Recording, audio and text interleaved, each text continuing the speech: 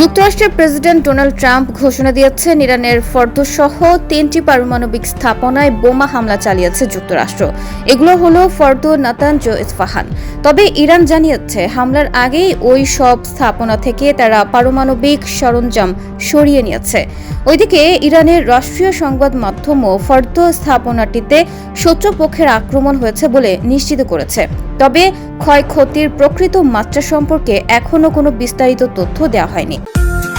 New ইয়র্কের marks home care এখন মিশিগানে। এদিকে স্থানীয় সময় রাত 10টায় ট্রাম্প একটি টেলিভিশন ভাষণে হামলার বিস্তারিত তুলে ধরেছেন। ডোনাল্ড ট্রাম্প বলেছেন, ইরানকে এখনই শান্তি স্থাপন করতে হবে। যদি দেশটি সেটা না করে তাহলে ভবিষ্যতে আরও বড় হামলা হবে। ট্রাম্প আরও বলেন, এভাবে চলতে পারে না। হয় শান্তি আসবে, নয়তো ইরানের ট্র্যাজেডি ঘটবে। গত 8 দিনে আমরা যা দেখেছি তার চেয়েও সেটা অনেক বেশি ভয়াবহ হবে। হোয়াইট হাউসের ক্রস হল থেকে দেওয়া ভাষণে ট্রাম্প বলেন, আমাদের লক্ষ্য ছিল ইরানের ইউরেনিয়াম সমৃদ্ধকরণ সক্ষমতা ধ্বংস করা এবং বিশ্বের শীর্ষ সন্ত্রাস সহযোগী রাষ্ট্রের পারমাণবিক হুমকি বন্ধ করা।